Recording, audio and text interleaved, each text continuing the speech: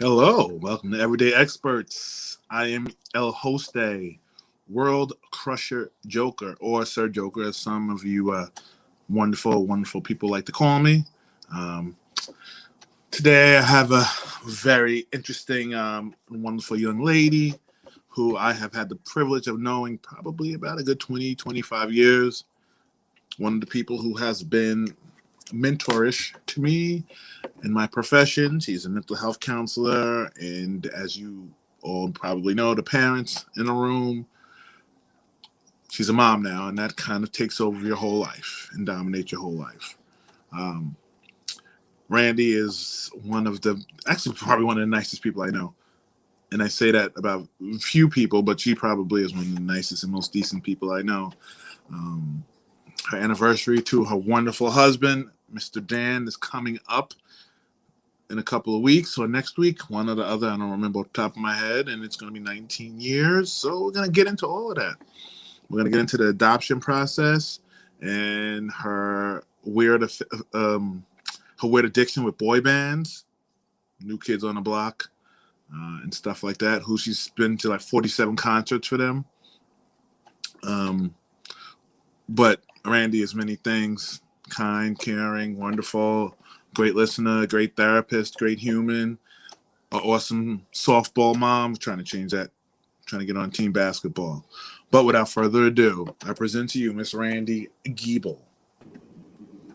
Hi. Oh, hi. How are you? Good. How are you, darling? That was such a nice introduction. Well, you're such a nice person. Thank you. All right. Ready to take flight, Miss Giebel? I am. Right. The first question I ask all my guests.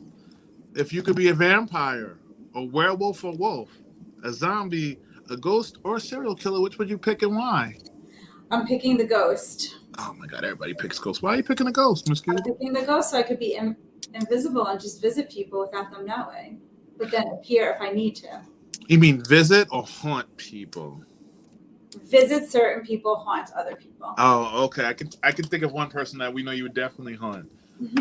They might have the KL initials, but we're not gonna go into that. So fun times. Tell me about baby Randi or Randi growing up. Myself? Yeah. Ugh, I don't like talking about myself. I know you don't. I like talking about others. I don't know, lived a pretty normal life. You know, grew up, did sports, did things, went to college, when we say college, I went to a few different colleges. Went for my master's, and then the rest is history. How did you come to land on mental health counseling? I didn't want to be a teacher like my parents. Really? Silly me. Do you think you would have preferred being a teacher? I don't know that I would have liked being a teacher, but I definitely would have liked the vacations. Yeah, the vacations. Yeah. The time off and stuff like that, to be with your kids so you don't have to worry about hustling and bustling them everywhere. But, you have to worry about hustling and bustling them everywhere as you are a bridge version of a soccer mom, a softball mom. Truth. And you have your two lovely bundles of joy. But we're going to get to that in a minute. Okay. Who's your favorite on-screen parent that you saw? Like the Cosby Show or Growing Pains or Family? Who were your favorite on-screen parents? I would probably say all three of those. I loved Family Ties. Mm-hmm. Loved the Cosby Show. Loved Growing Pains. But I think that they don't, as much as they try, do not emulate what it really is to be a parent. So you think most parents aren't a doctor and a lawyer that live in a brownstone and that have patience of a saint? Yes. No, I don't think that. So you're saying that patience was questionable. Interesting. And we'll go into that in a couple of minutes, and I have a good feeling of why you said that. Which one of your parents do you think you're most like? I was most like my dad. Okay. Why do we say that? My dad is a grudge holder. Well, he was a grudge holder. I too am a grudge holder. Yeah, he remembered everything, and I remember everything disgustingly that people have like done to me, whether it be good or bad. Yeah, loud like him, even though I'm not really until I know you, because I'm Okay. and you know that. Yeah, it's almost like my daddy. So when it came down to counseling and, picking a profession, because I know you said you didn't want to be a teacher, what's something you learned about yourself being a counselor, being a mental health counselor? I think that for me, it was, being open and honest with people. Like, you get the tools and stuff, but sharing experiences with certain people about certain things really helps them. Yeah. Like, just really being genuine. And I don't know that I really expected that because, when you go to school, you're always taught like, these tools and these boundaries. And yes, you have to have boundaries, but to an extent. Yeah. I feel like personally that as you do it longer, you just learn to work within your reality, because your reality is your reality. Yeah. Your life is your life. And it's kind of hard to be telling somebody to do something and not have any personal experiences from it. Absolutely. Like, do you remember going to school and having to, like, if they would say something, like repeat what they say in a certain way? Oh, yeah. You know what I mean? Reflecting? Like, yeah. And it's like, you do that, but you don't really do that now. Yeah. Like everybody thinks, they say, well, how does that make you feel? Right. And at times I might say that, but that's probably the one thing I say the least. Right. And because it's like you're repeating back to them like what they said to you in a different way. And, and it's like, do we really do that now? No, but like during, like, like the first couple of years, you're like hardcore doing it the way you're taught. You're like, no, I cannot do this. I am locked in. Yeah. Then as you get older, you kind of discover your own style. Right. So when it comes to your counseling style, where did that kind of develop? And when do you think you really kind of hit your stride? I think when we both worked at the Town of Babylon Youth Institute.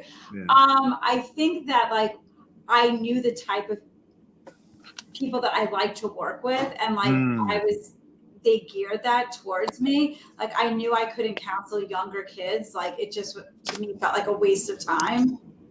Like it just wasn't my thing. So when they started giving me like the older kids, that's when I really felt like, all right, I'm making a difference. So speaking of counseling kids, and we both work together right now at Five Towns College. Woo, woo. Shout out to Five Towns. Shout out to Five Towns. What's it like counseling like kids and I'll say teenagers, but that young? What's it like now as compared to before? I think now it's much more difficult for whatever reason. These kids have a lot more issues. And I'm finding that a lot of parents are not as supportive in regards to mental health issues. It's just shocking to me. Do you feel like there's a lack of it's a two-part question. Okay. Do you feel like the kids are over emotive and I can feel this and I feel this? Do you feel like they're more emotive and talk about everything, or it's more of a lack of an education about things by the parent? I honestly think it's more that the parents are like, not my kid, not my kid. My kid can't have an illness, or my kid can't be like that. Instead of trying to, I guess, in a way, educate yourself on what might be the problem. Do you agree with that, though? Do you feel? I think it's twofold. I don't think. Well, one of the things I've always believed is that psychiatrists, psychologists, don't educate the parents on what's going on. Sure. So you're educating them so they understand, like, everybody, OCD and ADHD, everybody hears it and says it, but nobody breaks it down and explains to the parents or the kids how it works. So I think that's a big problem. And our new in vogue diagnosis is autism, as you know. I think that's big that so many kids are growing up on the spectrum and being diagnosed on the spectrum. And that makes me wonder if it's more or if it's just more recognizable. Right. True. But I also think that the other issue is that kids nowadays know how to emote and express, but they over emote and express. Yes. Well, especially where we are, because we're in, you know, an artsy school. Yeah. So people are more in touch and more open and more creative, but that just means different kind of drama. Yep. Truth. So what's your favorite group to work with? I actually love this population. Like, I love the college, you know, I just love it. Do you think that counseling, we're going to transition a little bit, has prepared you for parenting? No, I don't. Not at all. And like, remember at the Town of Babylon, there used to be a parenting group? Yeah. Like, oh, who would need that? Uh-huh. Everybody in the world Yes. probably needs a parenting group. Well, what do you think's the hardest challenge of parenting? Oh boy, there's so many. I think the hardest part is like not putting your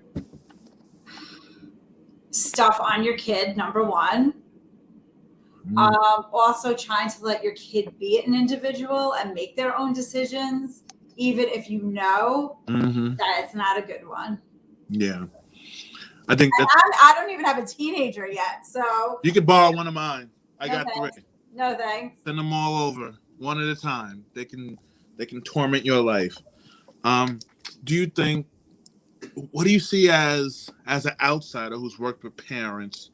What do you think people's biggest struggles with parenting is? I think that we're just all so overwhelmed with work and just daily life that it's sometimes hard to just enjoy your kids and not be like, hurry up, we got to get here. Hurry up, put your shoes on, brush your teeth, like, you know, things like that, because we're all on such a time schedule. We're all, you know, it's not like back in the day when like sometimes your parents didn't work. I mean, my mom was a teacher, but she was home with us like on maternity leave for a really long time, you know? So I think like my mom maybe went back to work when I was like 8 or 9 years old. So she was always home. She was with you till you were 8? Oh, I didn't know that. Yeah. So, you know what I mean? It's like different now. Like you have to have 2 parents working. It's like very rare that you don't. Sometimes people working 2 jobs, 3 jobs just to like make it in the world. Yep. So I think that's huge. And I also find that a lot of parents, and me and Ayan and Devin's mom went through this, where it was, oh, it's been 6 weeks, 7 weeks. It's maternity time to go back to work.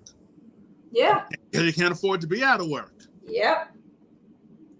And it became, oh, well, I have to learn to cut the time real quick and not be upset and not have postpartum and not have all those things. Yeah.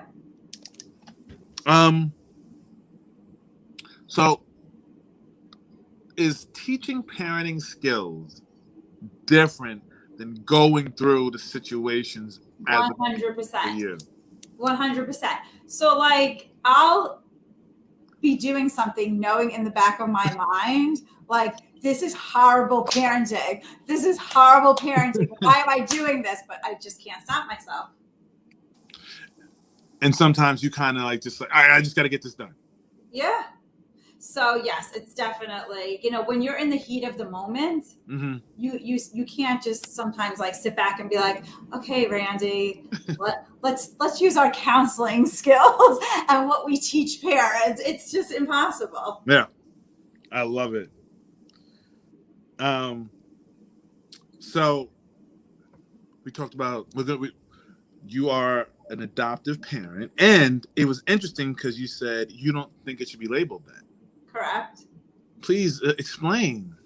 Well, I mean, you know, I'm just a parent. Yeah, right. I know that technically I didn't give birth to my children, but the truth of the matter is I've had them since they were born. Yeah.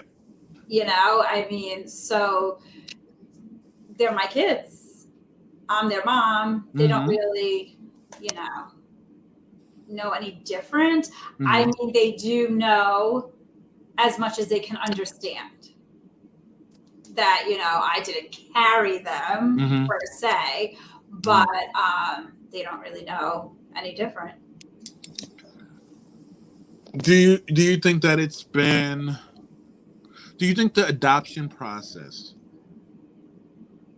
was as much of a struggle for you as, say, carrying a kid? And I don't mean physically, I mean like mentally. I think it's probably worse, to be honest with you. And what was it like? I was never pregnant, so I can't, you know, say, right. But all the emotion, even before adoption, you know, going through all that IVF and, you know, being poked, prodded, you know, having to get up, go get blood work, inject myself with stuff, whatever the case was. That was rough, you know, and then, you know, the adoption process was just as hard. It's just as emotional. So even, you know, just having a failed situation, right.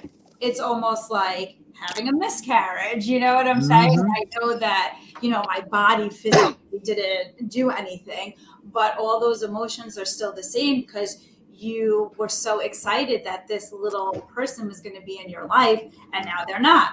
And then it's the same kind of, I'm just correlating it, you know, when's the next time I'm going to get pregnant? When's the next time we're going to have a match? Like, you know, things of that nature. So although physically my body didn't change, all the emotions are the same.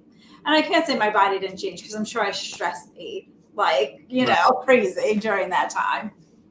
Do you think that, like during like the in vitro and all that stuff, where you're supposed to stay calm and not get upset and all that stuff, do you think all of do you think the process of it was stressful for you? Looking back, yes, but probably going through it, I mean, certain things were because they can never find my veins for blood. And like, so every morning when I had to go, I was completely stressed about that because I would drink so much water. They were poking and prying. There were sometimes they would have to do it in my hand. They would do it in my, you know, my vein on my hand, my foot. Like, it was just. Then your hand hurts too. Yeah. So like, to me, that was like really stressful. And, you know, I know, like, yeah, that to me was horrible. If the heavens opened up and you had the chance to have a baby and go through the natural childbirth process, would you want to? That's a no for me, dog, but would you want to? Probably a yes, just to experience it. And also just to see what, like, I don't know, a little product of me and my husband would look like, act like, or whatever. You know, although both of our children adopted, you know, have similar characters. Look a lot like you. Some people say. But, you know, my oldest daughter is very similar to how I was, very shy, quiet, until you get to know me, then I can open up to you. She's the same exact way. So, you know. So maybe you would grace us. Yeah, but I would not at this age. If you asked me like 5, 6, 7, 8 years ago, yeah, but not now. Not now, kid. Why not? Because raising 2 kids is plenty. It is. It's a lot. Plenty. What about so you brought up the age, and I think that's interesting. It's a quick transition. How do you feel about parenting young versus like older parenting? Because in theory, we're both older parents. Okay, well, I was never a young parent, so I don't have experience for that. But you've been around of young parents. Yes, but I do feel in a way that, you know, being an older parent, one, kept me young in a sense, because you got to keep up with these kids. Number two, I probably have maybe just a little more patience, or maybe because I was around kids, like I had more experience. Whereas if I was like 25 having a kid, probably, I don't know what I would be like, but I'm kind of thinking I would have been completely in the dark. What about you though? Because you kind of have it both ways. Well, I had Ayana and Devin. We had Ayana, I think, 27, because we got married at 26. Mm-hmm. We had Ayana at 27. We had Devin at whatever 18 months from 27 is. It's interesting to have two teenagers, because Ayana is going to be in college in 2 years. So she's 16, Devin's 14. I had less patience then, but I have patience for different things now, I would say. Yeah. Because Heaven's going to be 11 and she's turned into a demon, and Armani's 7. So a lot of the stuff they do just try my patience. Like Armani's on the spectrum.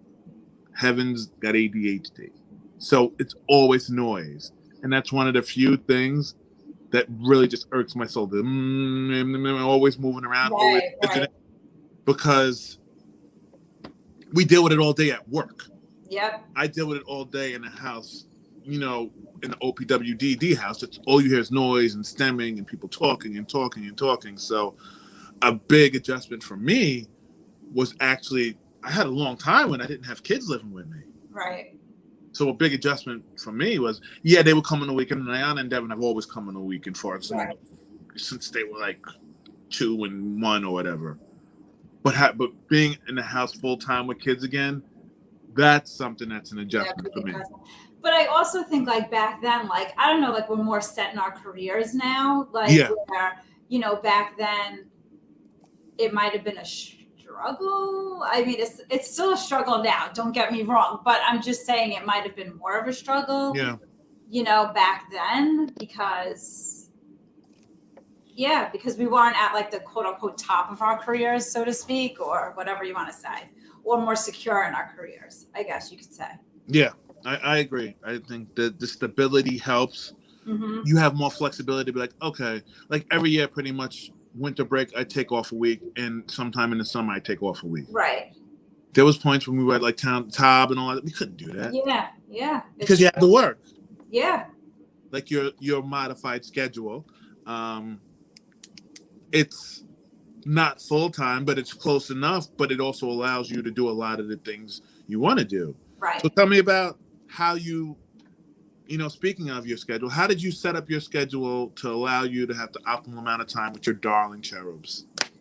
Well, basically, when Aubrey came along and I worked full time for, I would say, a good year and a half, almost 2 years. I remember saying to Dan, like, I just can't do this anymore. Like, something's got to give, because I had a supervisor who wasn't kid friendly, let's say. And so she didn't allot me the time to, like, not take a lunch hour and leave at 3 every day so I could pick up my kid, so that I didn't get charged up the yin yang for daycare and still make it home to pick up my kid off the bus, And I said, I just can't keep doing this. Like, it's too much stress on me, because, Dan had a different schedule and he couldn't get out of work. I get it. So I just said, something has to give. I can't keep doing this. And then when this opportunity came along and we thought about it, although I was making less money, we were putting it into daycare. Yeah. So it kind of, like, in a way, balanced itself out, although, other expenses come along because your kids do a quadrillion sports and yada, yada. So what do you think is the most shocking thing about being a parent? Oh boy. I guess just the things that come out of these kids sometimes that you're like, how the heck do you even know what that is? Right?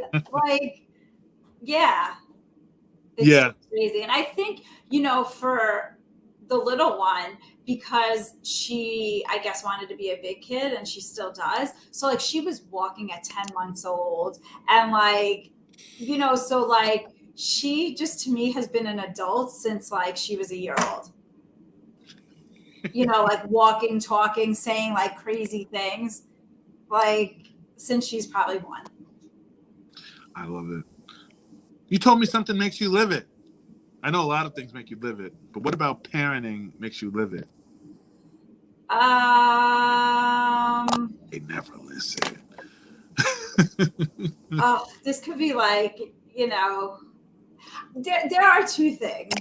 Repeating myself over and over again every single day when we have the same routine every single day. Why can't it just get done? Mm-hmm. That like infuriates me. Mm-hmm. Infuriates me. And I guess like what I didn't realize about being a parent is that there are other parents that you have to deal with, and it's just crazy to me how it's still almost like high school. Yes. And I guess like I just was oblivious because, you live in a bubble when, your kids are home with you or in daycare, whatever, Yeah. And then it's like you come into this world and you're like, holy crap, what is this? So it's like you're almost reliving school again and stuff. So, I don't know that it's you're so immersed in what they're doing. Yeah. You probably never thought, I'm surprised that I was sitting at Devon's football games at 9:00 on Saturday morning watching them play football and it's just like, I don't mind. That's not why I'm saying it, but you're just like, I didn't picture this. Yeah, exactly. You don't ever.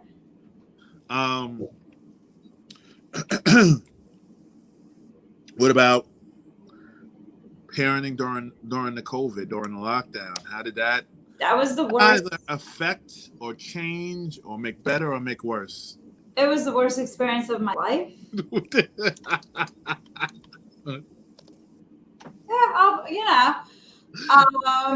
No, I'm just kidding with you. He's not. But I'm not. No, I mean, listen, it was great to have family time. It was not great trying to juggle working full time because at that time, although I don't work full time, I was working full time. Because I just was. My hours got increased even though we were home. And so juggling all of that was a freaking nightmare because, the little one was not in school. She was in pre-K. No, she wasn't even in pre-K. She was in nursery school. Yeah. So that was rough. Then the other one was in school, but that really wasn't school. Then Dan was home for like a month with me. So that was okay because we were able to take turns with the kids and whatever. Then he went back to the office. It was just little old me trying to do my job and take care of these kids. Did you think you were going to be the parent that you are today? Like when you envisioned it and you I thought, I'm going to be honest, I thought it was going to be sunshine and roses, baking cookies all the time. Like we are the best now. That's hilarious. Sunshine and roses. Because I live my life like that. You know what I'm saying? Like I try to be like really positive and like, really nice and try to like always do the right thing and, things like that. Like that's just who I am. And always try to help people that are in need and whatnot. And like, I almost feel like, I don't want to say I've changed, but like I've kind of put that on the back burner because this takes over. And I just didn't, I didn't think. Probably because kids drain your life force. And I tell people all the time, kids are great, but they suck. Yeah. It's true. It's like a twofold. How is it raising two very different personality-wise kids? Like they always say, like the second kid is like, your first kid's like the easy kid, and then the devil child comes, and that's pretty much the truth.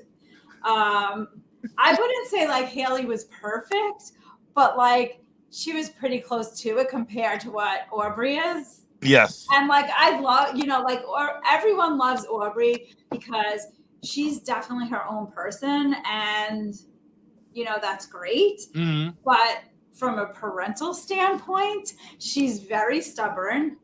She's got an attitude of a teenager at 5 years old. So like I'm really scared for the future. I'm going to be calling you, being like, Achille, I'm tied up. Come get me. That's what's going to happen. And I will come and help you out. I know you would. And they are going to be... I feel like kids find the things that piss you off the most, and that's their normal living space. Yeah. If the letter A pisses you off, it's A coming out their mouth all the time. If it's a color blue, everything's blue. Do you... how has, as your anniversary is approaching, happy anniversary. Thank you. Next Tuesday. It's crazy that we got married a week apart. I know, it is. It was a couple of years difference, but it was a week apart. Yep.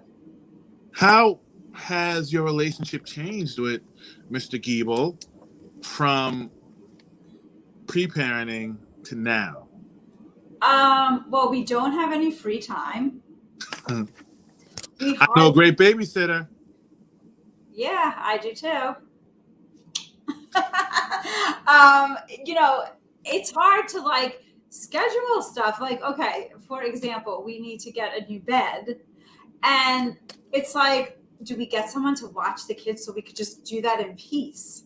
Like, that's like a date. Yep. You know what I'm saying? Yep. That's horrible. That's like considered a date. Well, you guys got to make time for your relationship. No, I know. You know. Easier said than done sometimes. But I mean, I think, I'm lucky that Dan is very hands-on, and, he's willing, he does his part. So in that respect, I can't complain. How did your relationship change during the COVIDs? Oh, there was like tons of yelling and screaming at each other, at the kids. Like, it was just, I think everyone was just so frustrated. You and Dan yelled at each other? I'm so shocked right now. No, you're not. Stop it. That you guys yelled at each other? Yes. Dan and Randy. Okay, so full disclosure, they have to be the nicest to each other couple that I've ever seen. Some people are like snarky or, sure. I don't, it might happen, but in front of people, they are like Stepford husband and wife. And it's just no, we are not. So to see you guys, I'm so happy you guys yell at each other. You're funny. I'm not going to say we have big, huge blowouts. Of course you don't. But I mean, we've definitely it's like a one in a Pegasus. We've had a few. What about disciplining styles? Who's the bad cop? I am probably the bad cop because I am always with them. Yeah. So I'm setting a lot of the rules and stuff. But I mean, for the most part, our parenting style is pretty similar. I tend to fly off the handle more easily than Dan does, though. I've heard her on the phone, so yes. Yeah. I tend to fly off the handle a little bit more than Dan does in certain situations. Like when your daughter cuts her ponytails off. Like, I'm sorry. Tell a story. Can you tell a story? I will tell the story for those of you listening. So we're putting up the Christmas tree. This was last year. And let's just say this, that Aubrey does not have a lot of hair to begin with, right, Achille? She doesn't. So her hair is in cute little pigtails. And we're finishing up the tree. The kids are upstairs. Haley's like, oh, we're playing together. All right, so me and Dan are just downstairs talking. I'm like, Dan, it's really quiet up there. And he's like, yeah. I'm like, we better go check on it. Check on them. Yep, hair everywhere. She took the 2 rubber bands and just cut and cut. So I'm surprised you didn't hear me yelling. Oh no, I know you flew off the hinges, and I mean that in the best possible way. That was like a really bad mommy moment that I still have guilt about. Do you get guilty? Do you feel guilty disciplining? Only when I really fly off the handle. You know, like, and I know that day I was like derailed. Your train was in the woods. Yeah, I was like somewhere I shouldn't have been, like yelling and screaming at everyone. Like it was a bad scene. I did apologize. That's good. Stating my wrongs. That's good parenting. You know, and explained why I was upset and how I could have handled it differently. But yeah, I still have guilt about that. That's awesome. Who has tested your patience more? Aubrey, Haley, or Dan? Aubrey. By a landslide.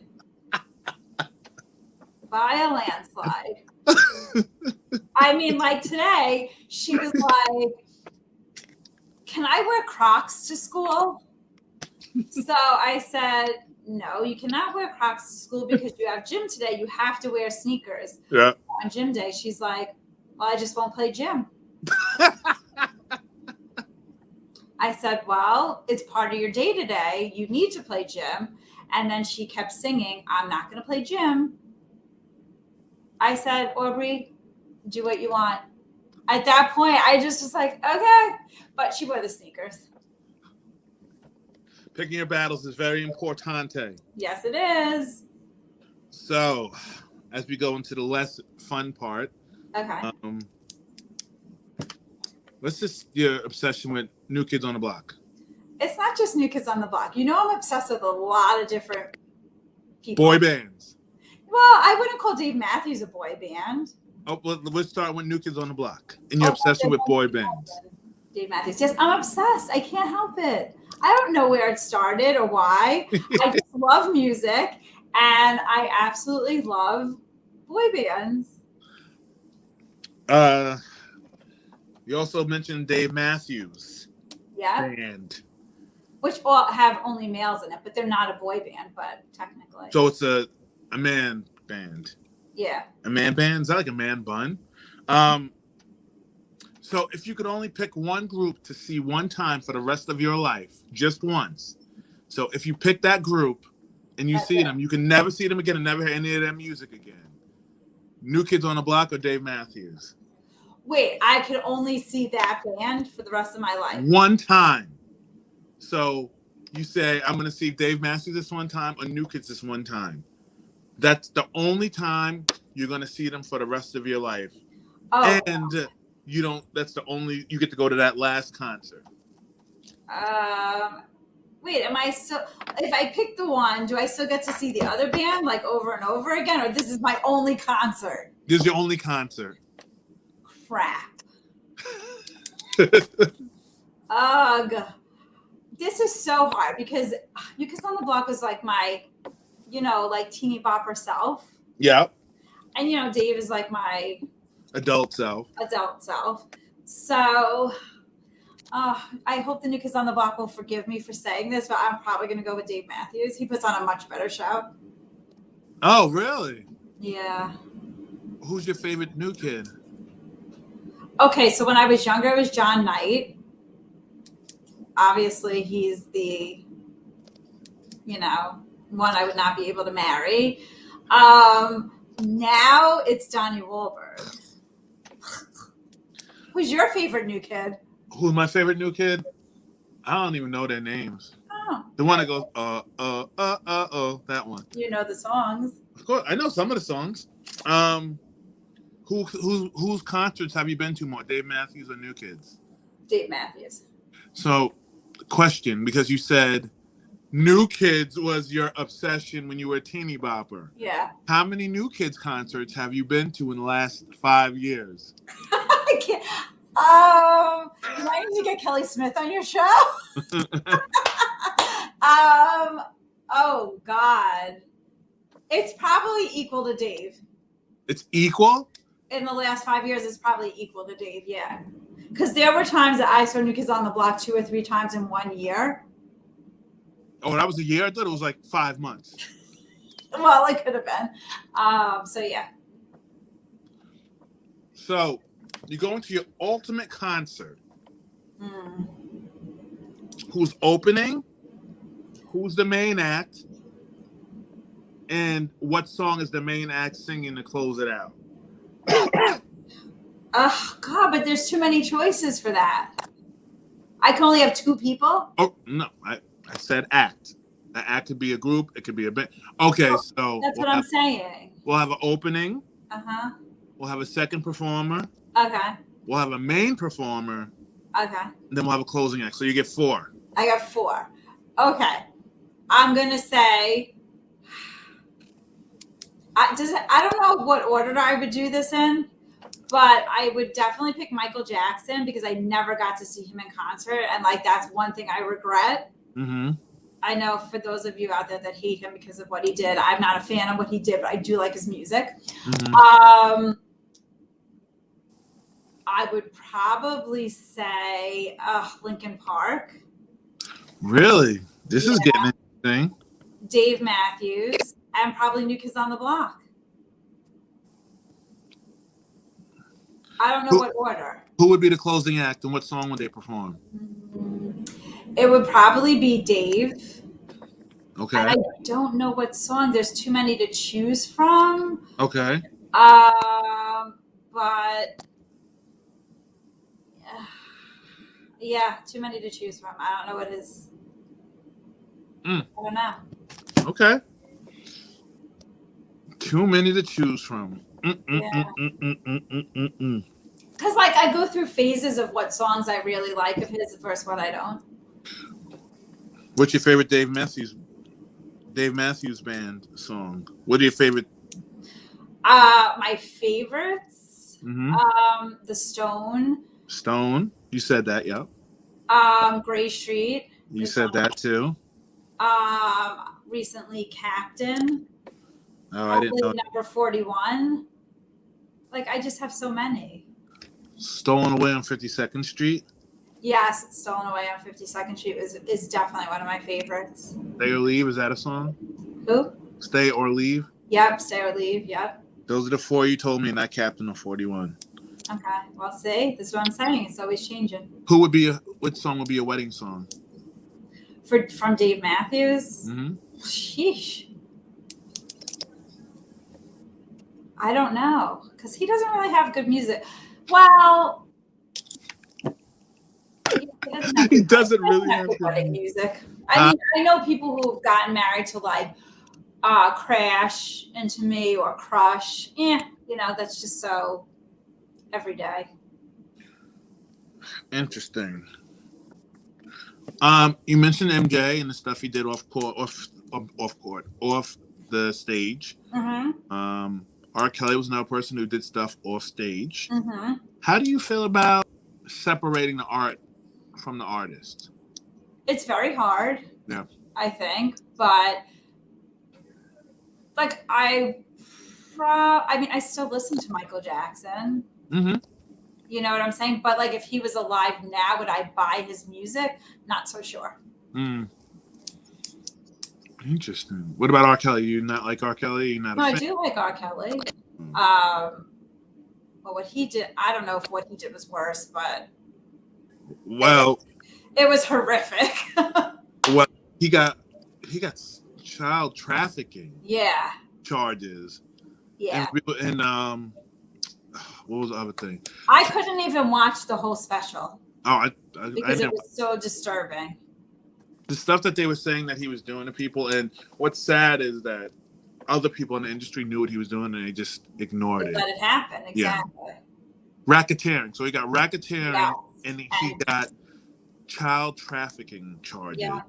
Now we're not talking about, and I'm not saying that it's good. He didn't get like sex offense or whatever. That's some serious stuff. For people that don't understand, go Google what child trafficking and racketeering charges are. And he was saying, "Oh, I'm going to start exposing a lot of people." Oh, what are you going to expose them? You're going to get 105 years as opposed to 130? Like, right, exactly. It's not, So, I mean, I personally wouldn't go and buy his stuff now, but I mean, I have some of his stuff. Oh, yeah. Yeah. And it's just sad. And when you hear him explain that some of his songs were about the kids that he did stuff to, and I don't know how people work. If you were to choose a new profession in 2022, what would you want to do? Yeah, I don't think I would choose something new. Oh, you'd be a counselor still? Yeah, I think so. That's definitely not stay-at-home mom. Why not? You wouldn't want to be a stay-at-home mom? No, I never, ever in my life would I want to be a stay-at-home mom. I contemplated being a stay-at-home dad for about 3 weeks, and I was like, nope. I'll kill him. I mean, I don't know, this is just me, but I need to be around people of my own age, talk to them, interact, things like that. So, go to new kids when we had to stay home for the pandemic and we were just doing stuff over Zoom, telehealth, whatever you want to call it, it wasn't great. I miss the human contact, getting up and going to somebody's office and, being able to discuss something with them or whatever it is. It was so isolating, just being on the computer and then getting off and then seeing someone else and being on the computer. It was very isolating. It's very impersonal. Yes. One of the things I personally like about counseling is the interaction, to be able to watch the person reaction in their body and see them smile or see them cry and all that stuff. And I know that sounds mean, but you're impacting somebody when they start crying. So absolutely. And also, there are times when it's gratifying when people say to you, "You really helped me." Yeah. And that's a good feeling. In your history, you've been a counselor for how many years? A quadrillion, because I'm so old. You're not in your history, your history as a counselor, what do you think was the most rewarding thing you've done? Either with somebody or to help somebody? Probably saving somebody's life that would have died if I didn't go and break into their room. Yeah, that was wild. That was wild. So, yeah. 2 questions left. So, first question. Dun-dun-dun-dun. Matt likes to ask people what it's like to hang out with Joker. What's it like to work with me, since you've worked with me for a long time? It brightens my day working with you. Oh, that's nice. I know it is. I don't know. It's good.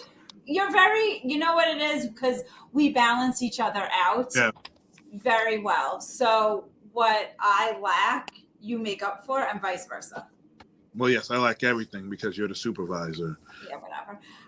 So we balance each other out very well, and we work very well as a team. Yes, that's true. That is true. And last question. Yes.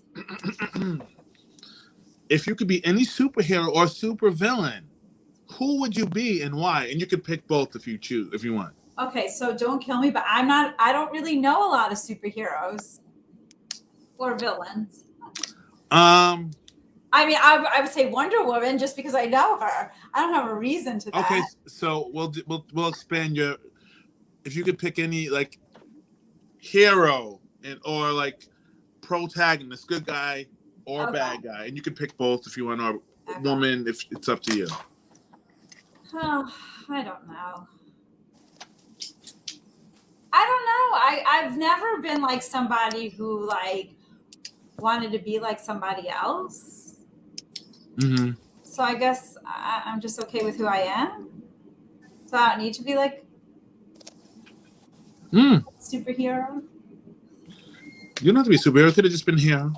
I'm an everyday superhero. You are everyday expert. Correct. So, Ms. Giebel, as we wrap up, I thank you for coming on Everyday Experts. Thanks for having me. And I assume you'll be on part 2 sometime next year. Yeah, I think part 2, we should just talk about the whole adoption process from start to finish. You want to? I think we should, right? Educate some people out there. We can do that. We can do a whole show. I'll write that down and we'll set up something. So everybody who is interested in the adoption process, we can discuss that, because a lot of people don't know the ins and outs, how draining and hard it is. Yeah. I mean, it's ultimately rewarding for the people it works out for. 100%, but it definitely is draining. So I think that should be our next show. Look at me coming up with ideas for your show. I know. So don't go anywhere. Okay. Matt, can you bring up the rest of the November slate, please, sir?